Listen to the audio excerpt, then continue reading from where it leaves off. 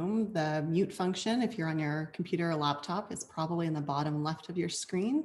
There's also a stop video function there. So if you don't want to have your face visible, you can also feel free to go about and turn that off if you're looking for some extra privacy.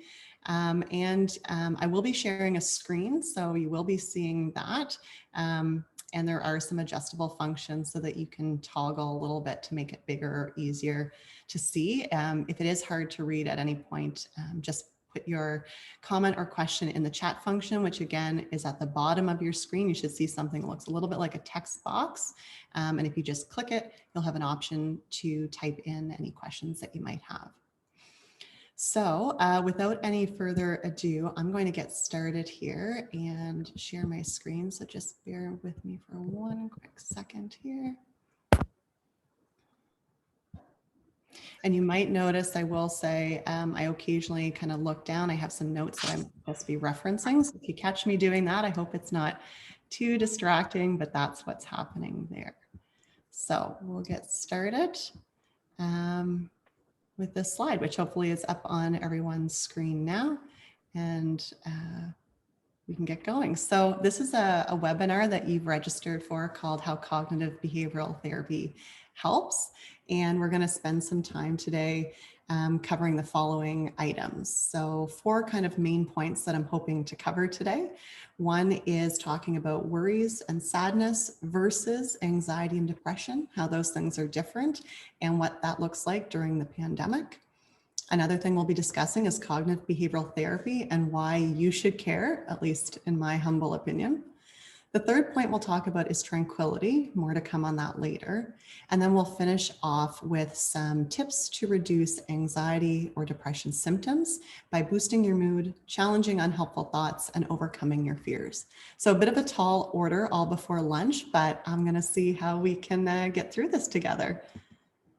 So the person who had asked me to give this webinar, David, he's our operational specialist, and he told me I had to write about myself to give my credentials so that hopefully you'd be more willing to believe what I'm about to tell you. And I've discovered that writing about yourself is an incredibly uncomfortable experience. So I decided to try to make it at least mildly entertaining by putting a picture of me up as a preschooler, because as it turns out, it's a heck of a lot easier to talk about yourself and you still have all your baby teeth. So if you're terribly bored by the credentials, you can take a look at the picture and try to deduce my age based on the level of poof in this birthday dress that I'm wearing. But if you are curious, I am a registered clinical psychologist, flash forward from the preschool age. I earned my Ph.D. in clinical psychology here in Nova Scotia and also my undergraduate degree in honors psychology before that. I'm speaking with you today with the hat on of the Senior Clinical Director of Tranquility, which I will talk a little bit more about that program coming up. And I also hold a position with the IWK Health's Community Mental Health and Addiction Service, which is mostly therapy and assessment. I'm also a postdoctoral fellow at the University of New Brunswick, which is mostly research, and I provide supervision to PhD level clinical psychology students. I also volunteer on our province's Association of Psychologists of Nova Scotia board, currently acting as the incoming president. And perhaps what is most important that you know about me is that I'm a huge chocolate aficionado. If there's chocolate, I'm there. I'm a pen fanatic. There's nothing like a good writing pen. And I'm an appreciator of all things sparkly, but particularly diamonds, which lead me to my next slide. If you would have asked me as a child what my favorite shape is, I probably would have said diamonds. But after many years of education, I have learned that actually my favorite shape is the triangle, which I will be talking to you a little bit more, something that in my world we call the cognitive triangle, and why you might want to be paying attention to that. So to get started, as I mentioned, I've had a lot of time that I have spent in school, and as a result, I have a strong aversion for white slides with black text. So I'm going to try to liven this up a little bit for you guys in case, like me, you spend a lot of your time staring at a screen. So most of the pictures going forward are either clips from the Tranquility program that I'm a part of, or shots I've taken with my iPhone from places locally here in Nova Scotia, which hopefully add just a little bit of tranquility to your day before we roll on into the lunch break. So the first thing we're going to be covering is worries and sadness versus anxiety and depression. Now, the way I describe emotions is that life is meant to include all emotion. So it's meant to include a full range of emotions, and that's normal and desirable. Emotions can be thought of as our compass. They are meant to guide us, point us in the direction of what matters to us and what's important, and they help us live richer, more meaningful lives. Probably most of us can relate to the idea of having had to work very hard for something that perhaps was very difficult, might not have been the type of experience they'd wish to repeat if given the opportunity, but at the end of it, they felt a huge sense of accomplishment or reward. And that's a good example of how sometimes even difficult emotions can help us live these rich, meaningful lives. Now, with that said, many of us would rather only have the good emotions.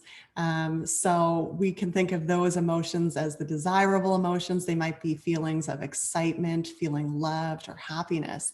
And who can blame you? They're fun, they're enjoyable. We live in a society that tells us all day, every day, that that's what you should be searching for, striving for. And if you're not feeling like this around the clock, something must be wrong with you. Of course, as a psychologist, I know this isn't true, but I also live in this society along with the rest of you, and I feel those pressures as well. But it is true, a full range of all emotions is normal, and this does include the emotions that many of us might not be huge fans of.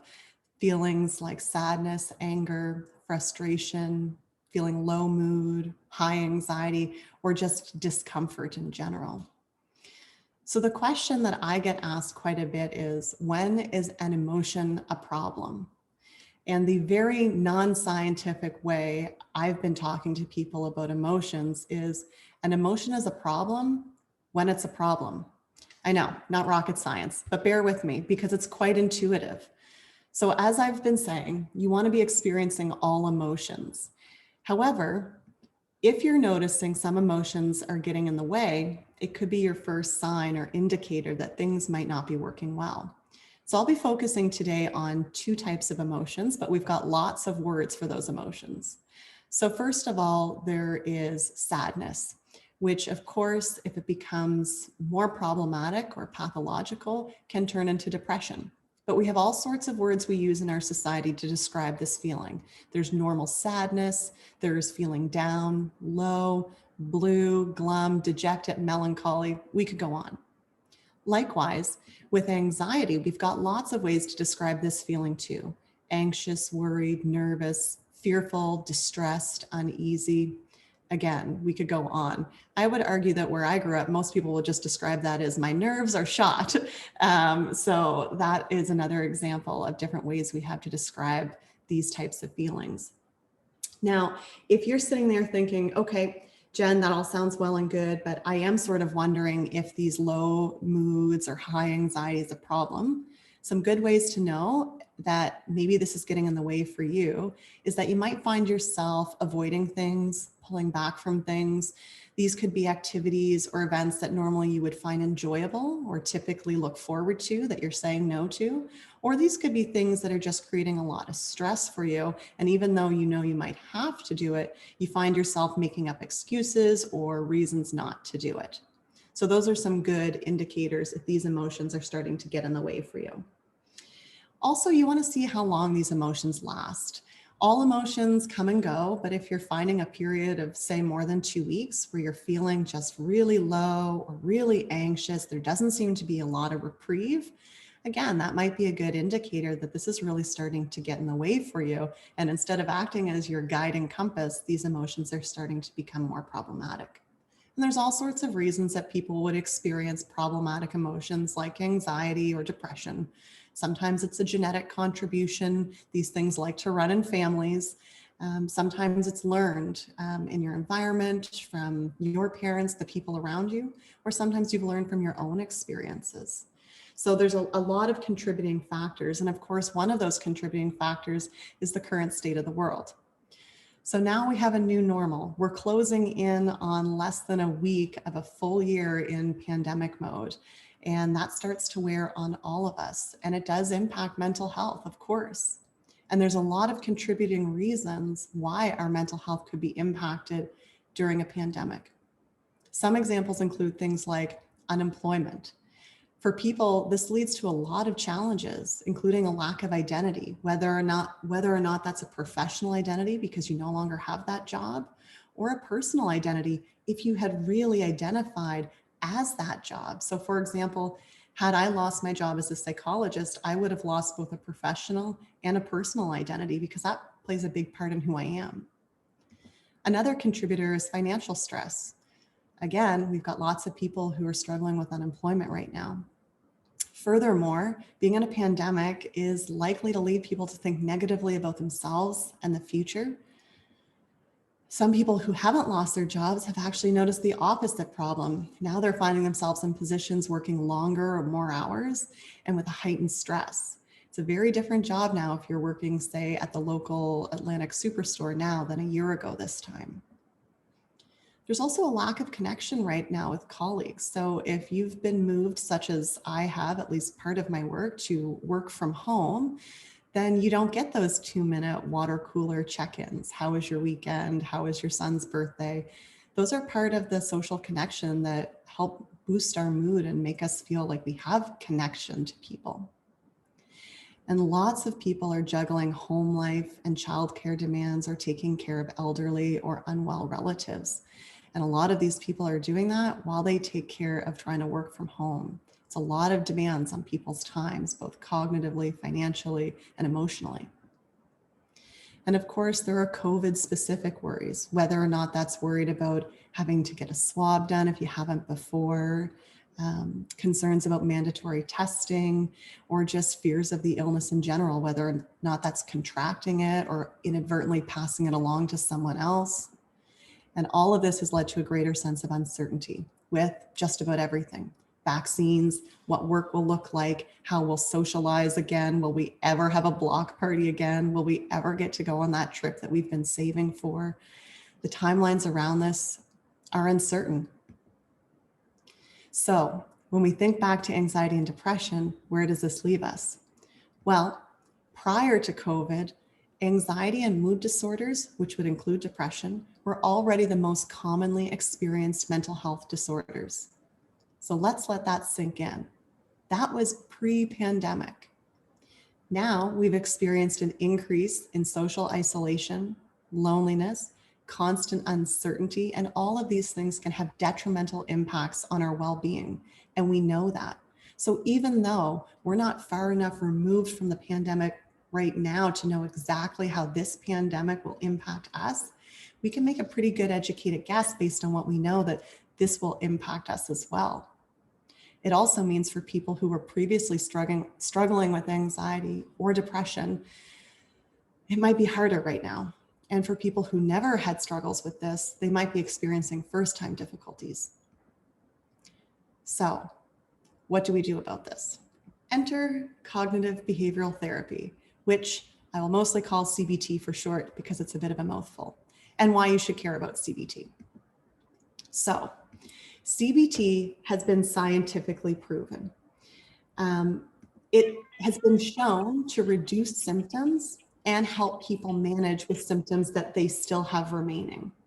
So what does that mean?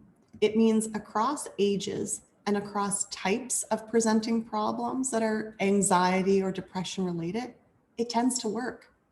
Now, here's the thing. I've been trained as a scientist, not as a salesperson. So I'm not here to sell you on CBT. I'm not going to tell you it's a cure-all that fixes everything and works for everyone. But what I will say is it works for a lot of people and it works really well for them. So in the cases of the emotions we're talking about, anxiety, depression, we know that it doesn't matter if you're 9 or 99, CBT is probably going to be helpful for you. And it doesn't matter if you have a specific phobia of dogs or flying, or you've got more generalized worries or fears being in social situations. And it doesn't matter if you've had multiple episodes of depression or this is your first experience, CBT has been shown to be very helpful to people in those sort of situations. So what is CBT? So this brings me to my favorite shape, the triangle. We're back, no diamonds, just triangles here. So CBT is based on the theory that connection or thoughts, feelings, and behaviors are interconnected. And this interconnection is a little bit messy because it means what you think, as you can see at the top of the triangle, your thoughts, that impacts how you act and how you feel. We also know what your behaviors are. You can think of that as what you do and also what you don't do. That impacts your thoughts and your feelings. And finally, feelings. That feelings we all know, I think, impact what we think and what we do. And it is a bit messy. It's interconnected like a spider's web, but the upswing of this sort of complicated interaction is it also means it gives us lots of points to intervene to change how we feel, whether or not we want to bring our anxiety levels down to something that feels a little bit more manageable, or if we want to help boost our mood so we start feeling a little bit more like ourselves. So let's use a quick example. So here we can see at the top of the triangle under thoughts, we have the thought, I'm a failure, I didn't do enough to keep my job. So that might be a thought someone's experiencing, particularly with so many people laid off during the pandemic. This could lead to a behavior of feeling withdrawn and avoiding looking for a new job because of course you just had the thought that I'm a failure. That's not very motivating to look for new work, which might lead to the feeling of sad or feeling guilty or embarrassed. So I kind of show that going in a clockwise position, but you can also imagine it working the other way, where if you've got the feelings of sadness, for example, it's probably going to lead you to the behavior of withdrawing or to thoughts such as I'm a failure. So it works in all ways. And that interconnection, that triangle is really the theory that's at the basis of cognitive behavioral therapy or CBT. And this is also the same type of therapy that we do at Tranquility. So, which is better? There are two kind of types of CBT that we're going to talk about just briefly. One is traditional CBT, and one is a more modern type of CBT that relies on being delivered online or through the internet. So what does traditional CBT look like? Well, face-to-face therapy is what everybody thinks of when it comes to therapy. It's what gets shown in the movies. It's, you're laying on a chaise lounge talking about dreams. There's Freud in the corner, smoking a pipe probably. But traditional CBT does look like face-to-face therapy, getting booked in at a clinic, a hospital, private practice for usually 50 minutes. You're looking at about a 1-hour session that you're going to book weekly, probably though every other week. And in between those sessions, you're going to be asked to do some practice. Your therapist will probably give you some take-home sheets to write things down, and you'll use that to discuss at your next session. So how does internet-delivered CBT look? Well, not totally different. Remember, the concepts, that triangle, the theory of the interconnection between thoughts, feelings, and behaviors, that stays the same. But instead of meeting face-to-face, it's virtual. This could mean phone calls, this could mean video chats, or sometimes even texting. It also means instead of traipsing to your nearest clinic or wherever you were getting therapy, now you can do it from the comfort of your home. Or as I've been thinking about it since pandemic times, I've been thinking of the comfort of my vehicle, the comfort of my lunch break, whenever and wherever. The internet is widely available, so there's a lot more flexibility with that. CBT that's delivered online can be the same amount of time as traditional therapy.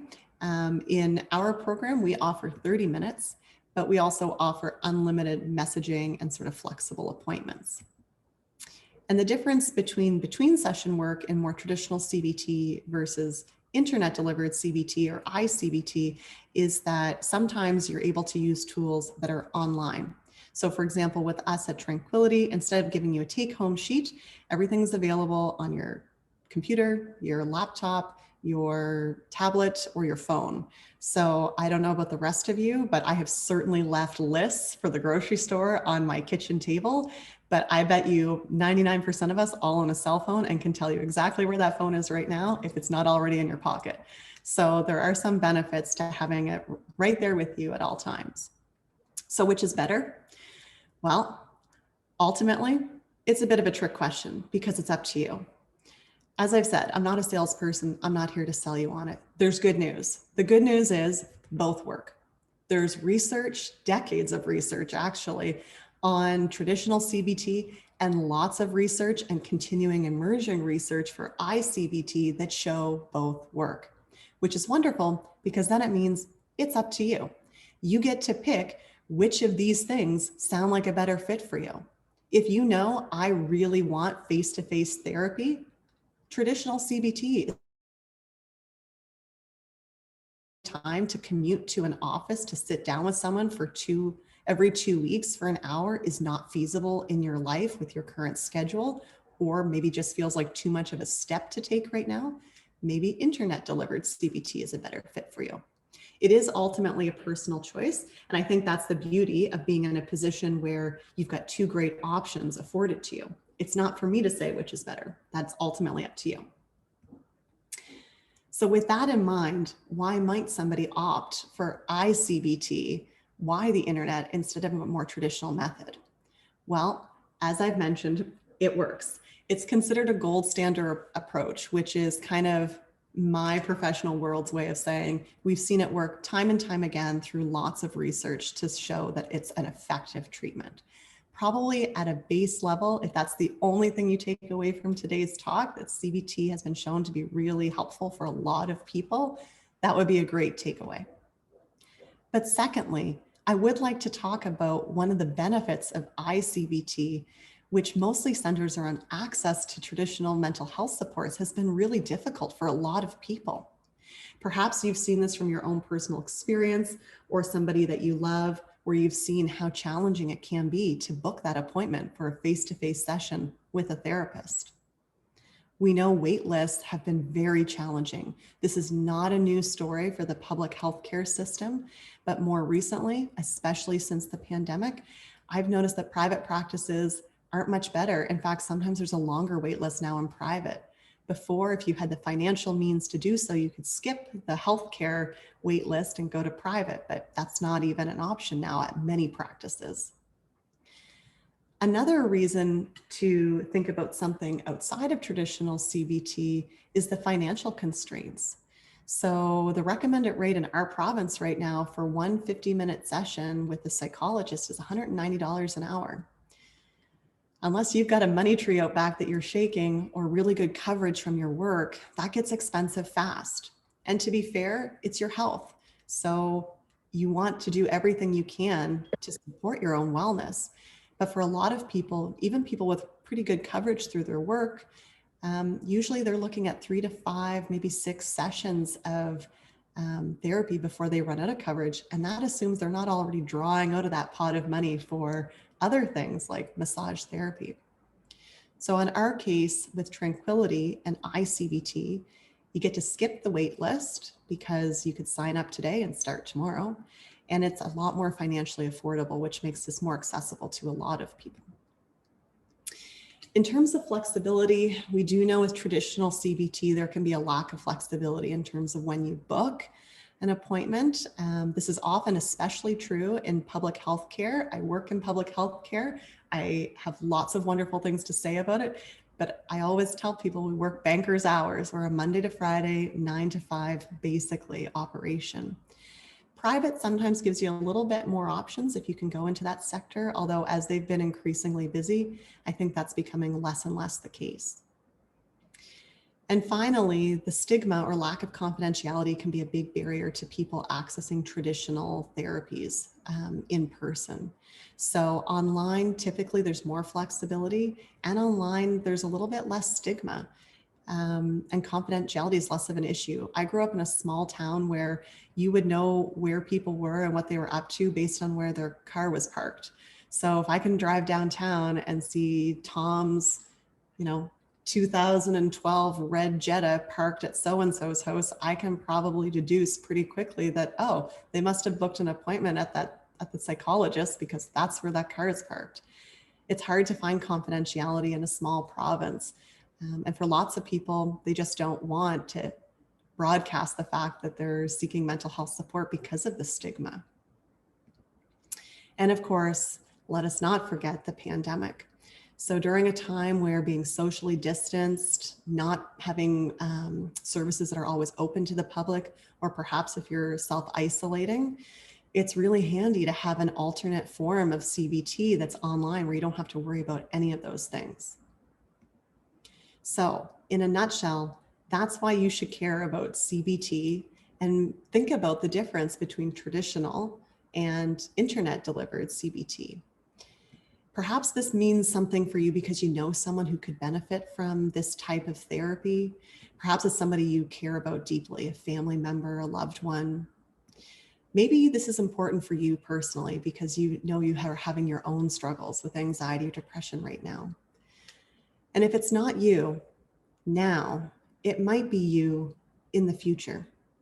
And I say this not to be fear-mongering. That goes counter to pretty much everything I believe in. But the reality is 1 in 5 Canadians will experience a mental health difficulty at some point in this given year. And by the time you're 40, if you haven't already hit that milestone, 1 in 2 will have a mental health difficulty. So if it's not you, it might be the person you're looking at. I think this is increasingly relevant for people. So this does bring us to tranquility. I know I've been leaving you on a cliffhanger, telling you I'm going to talk about it, alluding to it from time to time, but here we are. What is it? Tranquility. So Tranquility or Tranquility Online is a comprehensive program that's taken scientifically proven ways to treat anxiety and depression and adapted those techniques to be accessible online. It is something you could think of as a digital cognitive behavioral therapy program, or ICBT. Here's what it's not. It's not an app. I mean, yes, sure, you can put it on your phone like an app and look at it and access it that way. But there's a lot of great apps that have their place already available, meditation apps, help you fall asleep apps, relaxation apps. You can pop them open for 30 seconds, do your thing and move on. And I think they have a great place. That's not what this is. This is a more comprehensive program that you would work through. So why would somebody even register and sign up for Tranquility? Well, it's evidence-based, which is a word we like to throw around a lot as psychologists, but basically just means science shows that it works. It's also timely, stigma-free, personal, and accessible. And what I mean by that is you don't have to worry about the wait list that we just discussed. You can sign up today, start tomorrow. It's stigma-free insofar as you don't have to worry about anybody knowing. And if booking an appointment face-to-face with somebody feels like a step that's too big right now, this might be a good next step for you if you would still like some support to help bring your anxiety down or help boost your mood back up. In terms of personal, Tranquility is not the same as a self-help book that you might pick up at your local chapters and read through. There are sections of this program where we ask clients to write down what's going on for them and work through their personal experiences. And there's also a coaching opportunity, which I'll speak to in just a moment, which really tailors the program to you. And of course, it's accessible. It doesn't matter if you're calling in from your home, texting from your car, or you've booked a session over your 50-minute lunch break. It is a lot more accessible than some more traditional formats. So there are some real pros to a program like this. And of course, geographically, about half of our population in Nova Scotia is located rurally. So it does help break down some of those barriers to accessing scientifically backed treatment. So, oh, I just froze here. Okay. So the coaching option, which I had just alluded to, we do have coaches at Tranquility who are trained specifically in supporting individuals and working through the anxiety and depression programs that we provide. So these are not like other mental health care professionals, like a psychologist, for example, but they are trained to answer any questions, provide motivation and accountability, and help you tailor the program so that you can maximize it. I kind of think of Tranquility as like a gym membership that you can go and work out on your own to increase your mental health. And a coach is sort of like having a personal trainer. So they're going to come give you the little tips, tricks that make it even better for you and a little bit more effective for whatever it is that you're working on. And in terms of pandemic perks, of course, socially distanced. If you're working from home, you can squeeze in a call with your coach for 15, 30 minutes at a time that works for you. So some nice accessibility options here. Now, again, you don't have to take my word for it. This is a quote from someone who used our program and also had a coach who found it very helpful and beneficial. And just in case it's small on your screen, I will read it to you. So this person said, challenges at work started to create recurring fears and anxieties that seeped into my daily life.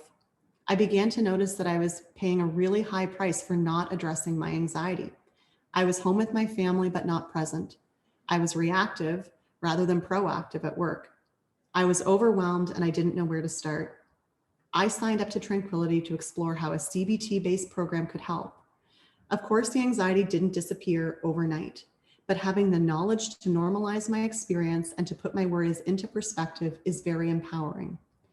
Additionally, talking to a coach about my progress when needed has been really helpful. So this is one person's experience with Tranquility. And I guess one thing that comes to mind is when I read this quote, it struck me that it might be helpful for other people to also think about this as perhaps a little cue for them when it might be helpful for them to reach out for mental health support, regardless if that's through a program like Tranquility or an alternative source of support.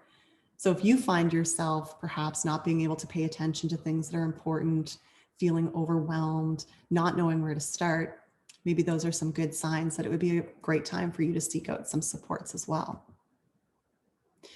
So with that in mind, I thought I would spend a little bit of time reviewing some tips for managing anxiety and depression. So we'll cover, I think, 3 different tips today. The first one is boosting your mood. So this is something that we also cover in Tranquility. And anytime you go to say a psychologist who is trained in CBT, and if they're worth their salt, you will talk to them as well if you pursue that path on how to boost your mood. Now, the technical term for this is called behavioral activation, but I think mood boosting is a little bit, has a nicer roll off the tongue sort of effect. So what do I mean by boosting your mood? Well, primarily scheduling activities. I know that sounds really straightforward, but if we can break it down for just a second, let's think about individuals experiencing low mood. If that's you, or if that's somebody you know, when you enter a depressive state, your brain will tell you, you don't like doing the things you like to do. And what's more, in addition to giving you that message, you don't like this thing anymore, it will also make it less rewarding for you. So in some ways, it'll feel very accurate. Let's say you used to like to go on hikes on the weekend. Your brain's going to tell you, you don't have the energy to do a hike. There's no motivation there. You don't want to do it. And what's more challenging is if you try to go, you're not going to get the same rush or high from those things you used to like to do. That's why the depression cycle is so tricky. That's also why we encourage activity scheduling. If we ask people to wait until they felt like doing something to boost their mood, they'd never do it because you don't feel like doing it. It's very simple in that regard. But we hope that by asking people to schedule activities, and if you're involved with Tranquility, for example, and you're working with a coach, they can help you develop a short list of activities that would be good activities for you to do. Then the aim is to stick with that schedule, even if you don't feel like doing it. Because what research shows is that if you stick to an activity, even when you don't feel like doing it, no energy, no motivation, no want to do it, over time, you build back that sense of reward. And you're able to get out of that way of thinking about, I don't like doing this anymore. And that is ultimately what boosts your mood. Now, if you're looking for a little pro tip on what type of activities to schedule, we would recommend 2 types. You want to look for a combination of enjoyable and achievement activities. Enjoyable activities are straightforward. It's exactly what you're thinking about, the things that you like to do. They bring you joy. Now, if you find yourself currently stuck in a low mood or feeling depressed, think back to the things you know used to bring you joy, because right now you might feel like nothing brings you joy. If you're feeling stuck, ask somebody who knows you, what are the things I like to do? They'll tell you. Enjoyable activities could be something like going for a drive, going for a walk on the beach, getting together with a friend for coffee, if you're me, eating chocolate cake, whatever it is that brings you joy.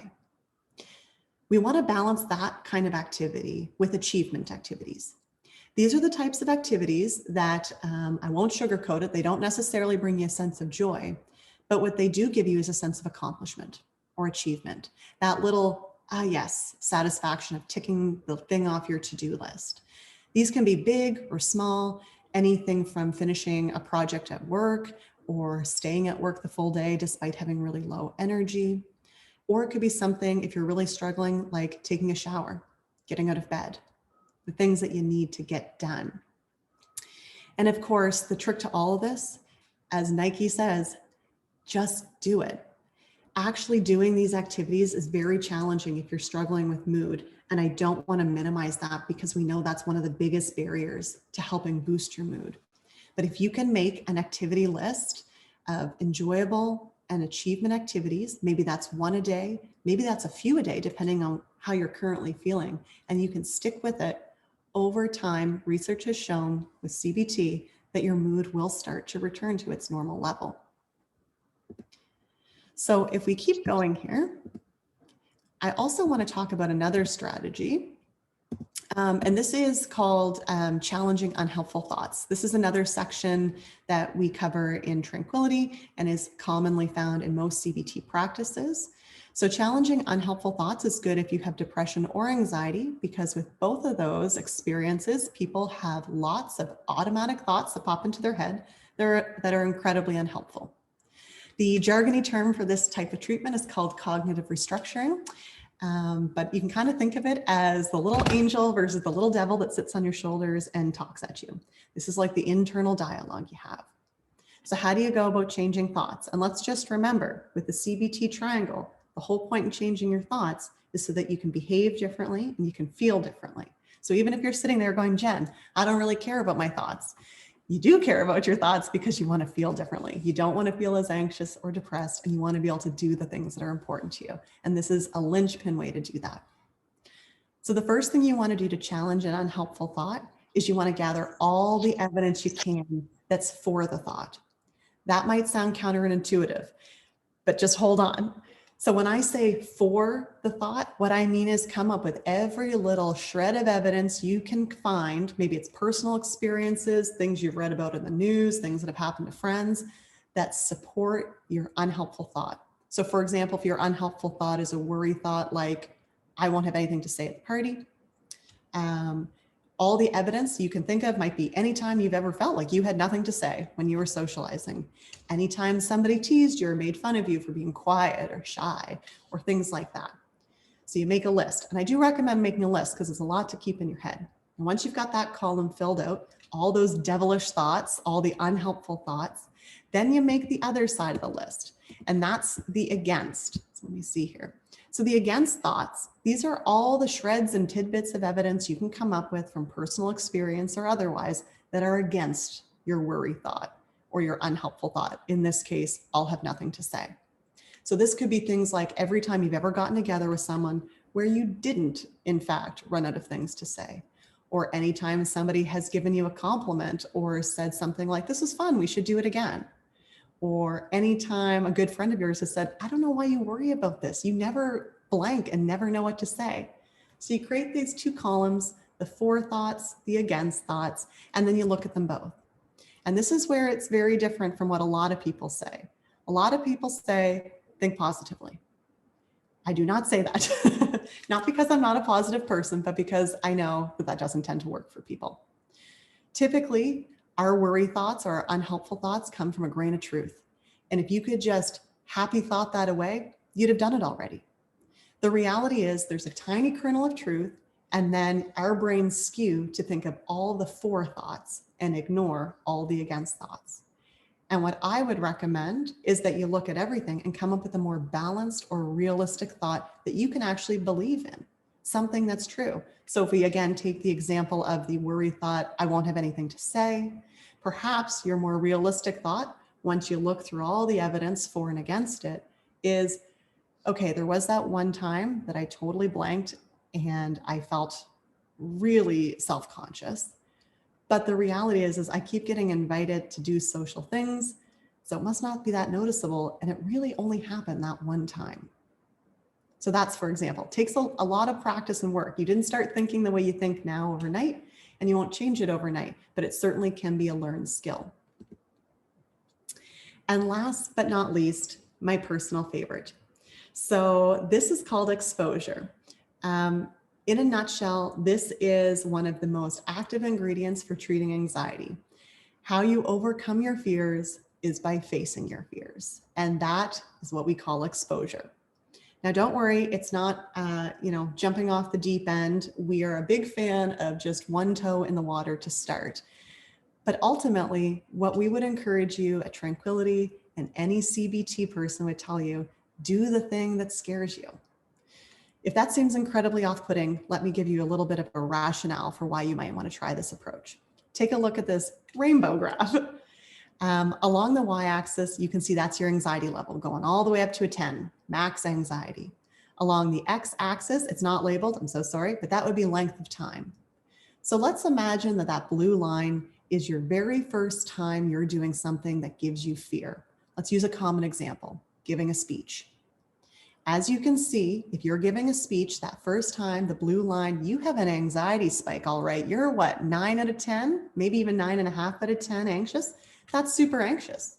And it looks like that anxiety level maintains for quite a while. Now, we don't have a unit of measurement, but let's just assume that's about 30 minutes of high anxiety. And at some point, you decide, to heck with this, I don't need to give the speech that bad, I'm calling in sick to work, and you bail out. And it feels so good because you get instant short-term relief.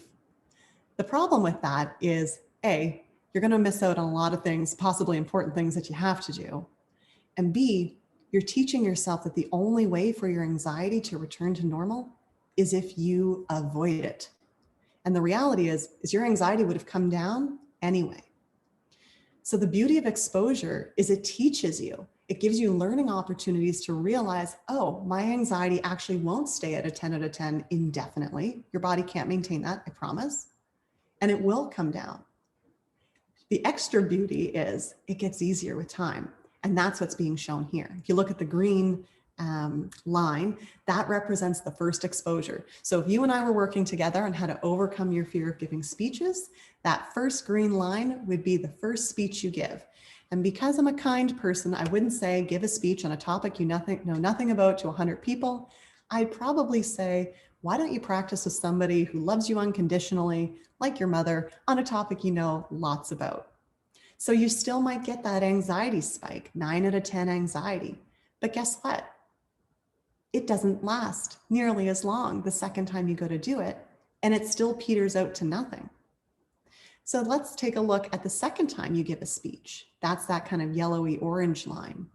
You still have an anxiety spike, but instead of hitting a 9, you're at an 8, and it lasts an even shorter period of time, and so forth. As you work your way back, you can see by the time you're doing a fourth exposure, in this example, the gray line, your anxiety spike is pretty minimal. That looks like about a 3 out of 10, which is very tolerable compared to a 9 out of 10. And the amount of time it lasts is substantially less than the first time you've done the exposure. So that's the basic concept behind exposures. And if it's sounding a little overwhelming, don't worry. That's why you would be working with either a face-to-face therapist if you prefer traditional CBT, or if you liked something like online options like Tranquility, you could work with your coach on this. They can help you come up with what we call a fear ladder, which is basically the top thing at this list is your goal. That's the thing that might be most difficult for you to overcome though. And we would help you develop small steps along the way to work toward that. Similar to the example I gave about giving the speech, if your overall goal on this slide, it says to attend an office party, but if it was to give a big speech you had to give at work, we'd start you off smaller. So I get very excited with exposure, I have to admit, because it is such an incredibly effective strategy and it works really well. So those are some examples or tips or tricks for if you are trying to overcome your own anxiety or low mood, or you're trying to help somebody else. And at Tranquility, of course, we're very interested in helping people who are struggling with anxiety or depression, but we also believe in a proactive approach and that wellness is not just an absence of symptoms. So regardless if you're struggling with mental health or if you feel like you're doing pretty well right now, we would absolutely encourage you to continue with keeping your wellness at the forefront. Think about it as like a regular maintenance. It's like going for your 6-month dental cleaning. It's a part of good health practices. There's lots of ways you can practice wellness. Sometimes that means making to-do lists to keep yourself organized, batch cooking on Sundays, going for a massage.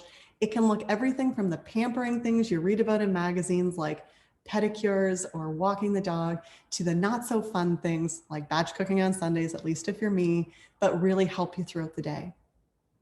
2 tricks or tips I will give you for helping boost your wellness if you're looking to up the ante in your own life are practicing mindfulness and self-compassion. And I say practice because you can't really tick the box on these. These are ongoing. Self-compassion, a good way to know if you're struggling with self-compassion or already pretty good at it, is ask yourself if the way you talk to yourself, that internal dialogue, is the same way you would talk to a dear friend. If a friend came to you and said, oh gosh, Jen, I am really struggling. I just feel like I can't get my feet under me and I'm exhausted all the time. It's like I'm running a rat race. Probably what you would say is, well, of course, you've got a lot going on. You would validate that person. You try to help them out and you'd be kind to them. What you probably wouldn't do is say, well, what's the matter with you? Buck up, try harder. Maybe you're just not giving it enough effort. But for lots of people, that's the exact same kind of message that we give ourselves. Our internal dialogue tends to be much harsher for ourselves than what we would ever give to a friend. So that's one way to test where you're at with your own self-compassion. If you do speak to yourself in a similar way that you would speak to a beloved friend, you're doing a great job. In terms of mindfulness, sometimes people get off-put, I think, by this word because they think it means sitting down to do some sort of formal practice or going to Tibet and having silent weeks and months, but mindfulness can be done in the smallest moments of time. And it's one of my favorite parts of being mindful. It's also scientifically backed. So even though it might sound kind of loosey-goosey, it's a great thing to practice because we know with anxiety, most people are stuck thinking about the future. And with depression, most people are stuck thinking about the past. So being present can be an antidote to that. Mindfulness can happen in the smallest of moments. It can be stopping to be present to enjoy a sunset. Or if you're a foodie like me, it can be mindfully enjoying your meal. That means not scrolling through your phone, not taking care of the backlog of emails that have been clogged up since Tuesday. It means actually sitting down and enjoying your meal, paying attention to all 5 senses while you eat without being distracted. And if you notice the thoughts wandering to things like your emails, bringing it back to whatever delicious chocolate cake you're eating. You can tell what I'm going to have for lunch. So those are some tips or tricks for trying to maintain wellness, regardless of what your mood or anxiety levels may be like. And if you did find throughout this talk that there were moments where you thought to yourself, some of these struggles do sound like me or someone you care about, since we are all from Nova Scotia, the first link here is a local link to set up an appointment through NS Health to help support you in your journey towards wellness. If that feels like too big of a step and you're just looking for information, the next 2 links are from reputable sources about mental health.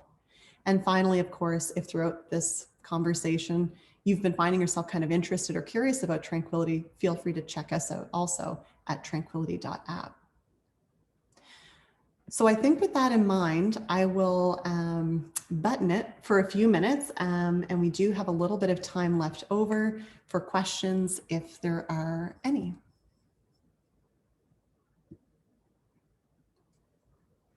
That was great, Jennifer. Thanks, Erin. No problem. Yeah, if anyone has any questions, now's your time. And I'm hoping a few people do. I see some comments though saying that this was really useful information, that this was excellent. Thank you.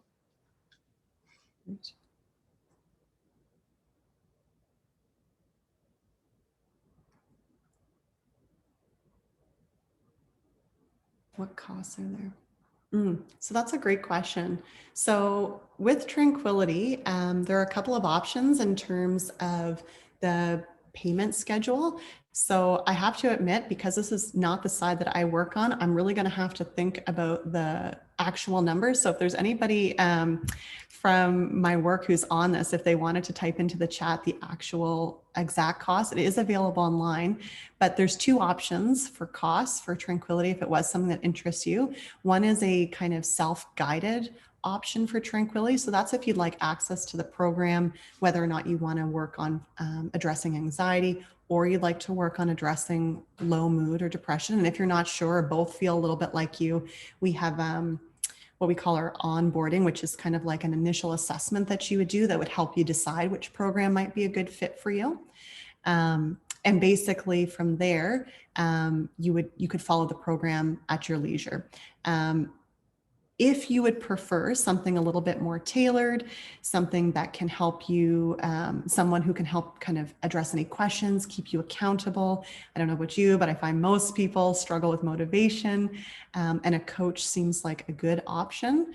Then in that case, there is a different fee because you are accessing, instead of the self-guided option, the coach guided. I might be able to, if you just want to bear with me here, I might be able to find it because I know I was just looking at this the other day. Oh, I'm having a tech glitch, so I can't bring it up. I do apologize. But again, if there's anybody from Tranquility who's happened to be on there, feel free to just put it in the chat and I can read it out loud. Apologies there, James, that I don't have a more specific answer. I do know that it's significantly less than if you were to engage in-person therapy. So like I said, it's close to $200. Some people do charge $200 per session. So you could have like a multiple month trial, for example, of Tranquility for about the same cost of one session in person, if that helps. Just reading through some of the comments here. Yeah, thank you for the feedback. I appreciate that it was lots of good information, the self-compassion, striking a chord. Yeah, can we review the level of anxiety again for exposure? Yeah, I would like to review that with you. I'm not quite sure what you mean. So Marilyn, I will just ask if you can elaborate a little bit more in your chat, but I'd be happy to talk about it. Great, it looks like this has been working well. Do you have any concerns that perhaps digital CBT would increase social isolation or encourage some individuals to avoid going to public? That's a terrific question, Sarah. So I think this is a fantastic thing to think about because we do know, I literally just spent time speaking with you guys about the fact that anxiety will pull people to avoid things. And here we are talking about, is this going to be another way to avoid going in person? And I think it's a good question. So I guess what I would say is, my bigger concern is what happens to people who won't go for in-person and then have nothing. I don't know if that makes sense. So I think there are lots of people who are too anxious to seek out public services, whether or not it's stigma related or just feels like too big of a next step. So I think there's a possibility, right, that you'll have people seeking out this as opposed to in person. But I think the bigger concern would be the other way around, of people not seeking out any sort of supports or services, and then they're left really isolated. I also think if you're working through either the anxiety or the depression program, especially with a coach, but even without, a lot of the information talks about the importance of going and doing things, whether those are activities, connecting socially. So my hope actually is if people did engage with Tranquility, it would encourage them to actually connect more. Although I can appreciate where the question comes from, because it feels like you could do it from the confines of your home and that could be increasingly isolating. Yeah. How does CBT work with psychosis? There is CBT for psychosis. That's not something you would access through Tranquility because we don't have a program for psychosis, but you can engage in that with a psychologist in sort of face-to-face treatment. And there's good evidence to also show that that is quite effective as well, particularly in combination with medication management. Oh, and I got a response. So the self-help program is $59 a month to come back to that original question. And if you want one-to-one coaching, it's $99 a month. And remember, how fast you go through this program is up to you. We kind of encourage about one session a week just to give you time to assimilate the information and practice it. But it's ultimately up to you. If you wanted to, if you're really busy and that's too fast, that's fine. If you'd like to work at a faster pace, that's great too. So yeah, 59 a month, no coach, or 99 with a coach. Right. So we've got a question about coaching. This is great. So these are not registered mental health professionals. These are people that we have interviewed and provide with Tranquility specific training.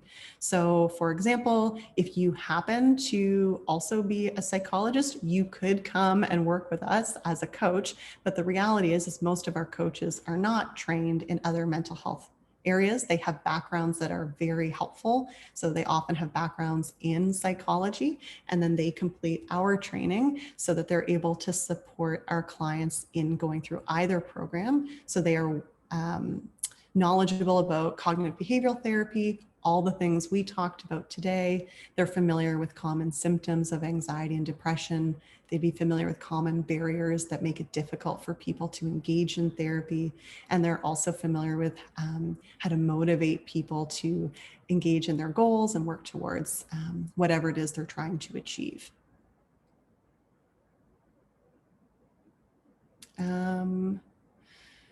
Thank you. We've got a question. Is there a way to help or encourage someone to try CBT who would not normally ever try it? That's a good question. I think I have a very biased opinion because so many of the people I work with now already know about CBT, either professionally or personally. But I think for a lot of people, knowledge is power, and a ton of people just don't know about CBT. I think a lot of people struggle in silence, and they think this is just what life has to look like for them. So my thought would be, sometimes you can encourage people just by providing them with information. It could be something as simple as like, do you know there's actually really good treatment for anxiety? You don't have to live like this forever. The other thing is, I think people, in addition to not knowing, think it's going to be really scary. And the truth of the matter is, any therapist worth their salt is going to be working closely with you, just like our coaches would be working closely with you, to ensure that they're not taking on too much too soon. So it doesn't have to be a big scary thing. It's about you. So you ultimately have a say in whatever it is that you agree to do for your treatment or not agree to do. And I sometimes think people get in the mindset that this will be too scary. And then if they somehow walk into a therapy session or sign up for Tranquility and the person they're speaking with says, this is what we'd recommend, that you have to do it. And you never have to do anything. The motto that we use a lot in my line of work is start slow and go low, or start low and go slow. And I think that that's kind of helpful for people to know. You get a say, and there's something out there that works. I think that might be all of the questions for now. If I missed anything, I do apologize. No, I don't think you missed anything. I've been looking through, and you've covered all the questions that have been asked so far. If anybody has any last questions, now's your chance. It's like the slowest auction ever. Going once, twice. And if anyone wants to unmute themselves and just ask, you're more than welcome to do that as well.